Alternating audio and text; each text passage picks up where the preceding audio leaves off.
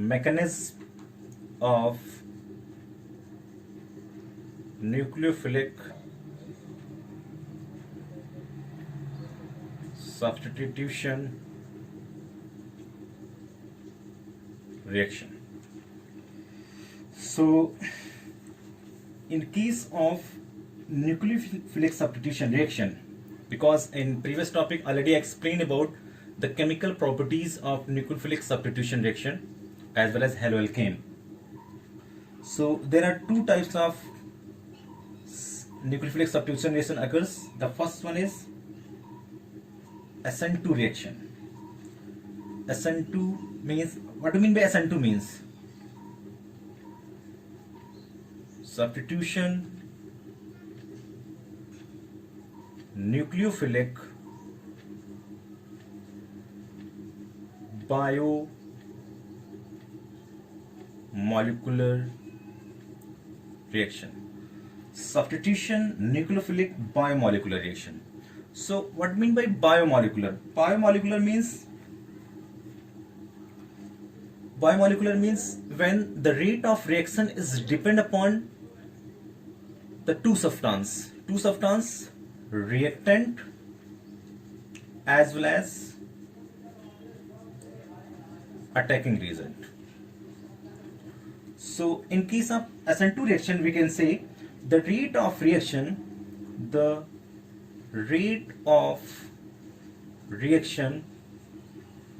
depends upon the concentration of reactant as well as attacking reagent. So in case of substitution nucleophilic unimolecular reaction, the rate of reaction depends upon the concentration of both the reactants. Both the reactants means reactant as well as attacking reagent. That means biomolecular. So substitution nucleophilic biomolecular reaction, that is SN2 reaction. So when two molecules take part in determining the rate of reaction, and simply we can say when two molecules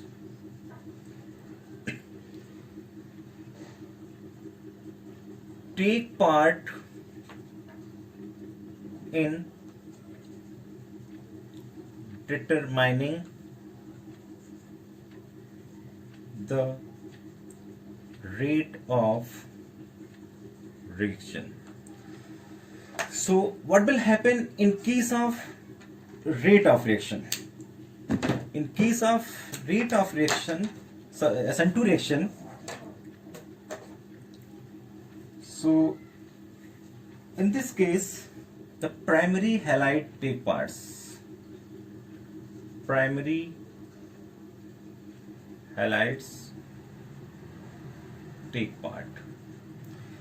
What will happen when we are taking the halides H?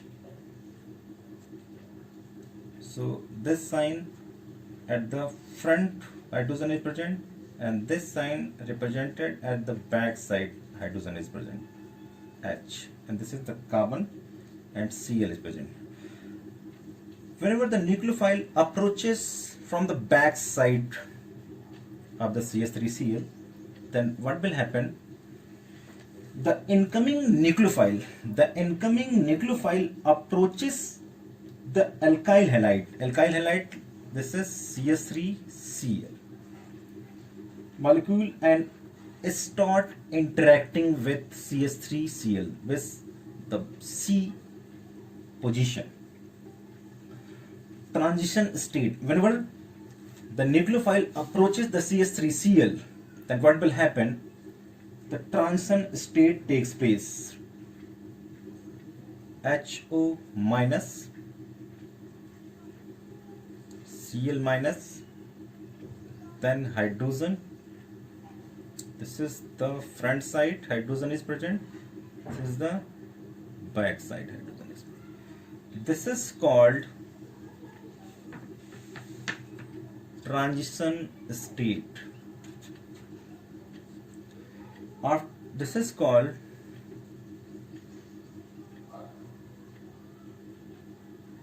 transition state. What will happen after that? A transition state. So the CX bond starts breaking. The CX bond, this bond, CX bond, start breaking, and new COH bond start forming. So these two processes takes place simultaneously. Forming of COH bond and breaking of CX or CCl bond. These two processes takes place simultaneously. After achieving the transition state, the COH formation, the COH bond formation takes place. COH bond formation takes place H. Then this is present at the front side. This is present at the back side, and COH. So this is the mechanism of SN2 reaction. In case of SN2 reaction, two processes takes place simultaneously. Forming of COH bond and breaking of CX bond takes place simultaneously. So if we have to define the SN2 reaction, in SN2 reaction, the attack of nucleophile. So the attack of, this is called nucleophile. The attack of nucleophile occurs from the back side, and the leaving group leaves from the front side. So this is approaches from the back side. This is occurs from the back side, and this is leaving from this group. Leaving group leaves from the front side. So what will happen after occurring all these two conditions? As this happen, the configuration of C atom under attack invert the same ways as an umbrella is turned inside, but when caught in a strong wind, while the leaving group is pushed away. So this is called inversion of configuration. You can see, so this is the stick side umbrella. Whenever the transition state takes place, so this occur as a stick side.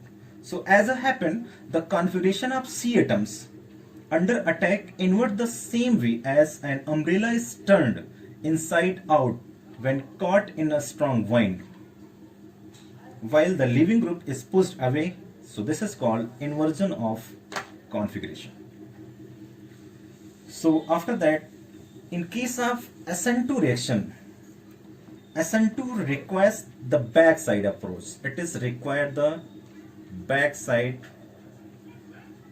approach of nucleophile. So SN2 requires the backside approach of the nucleophile to the carbon bearing the leaving group, that is X atom. So SN2 requires the backside approach of nucleophile to the carbon bearing the leaving group, X atom, presence of bulky groups. So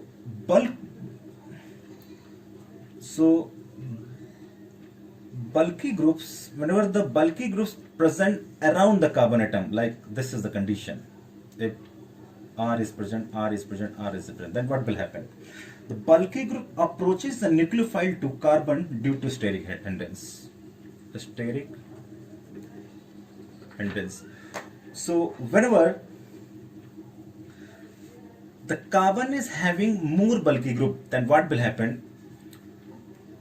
The approach of nucleophile is restricted by the carbon atom. So the nucleophile does not approaches the carbon atom. That's why the formation of CO bond doesn't take place and SN2 reaction does not take place. So SN2 requires the backside approach of nucleophile to the carbon bearing the leaving group, that is X atom, the presence of bulky groups.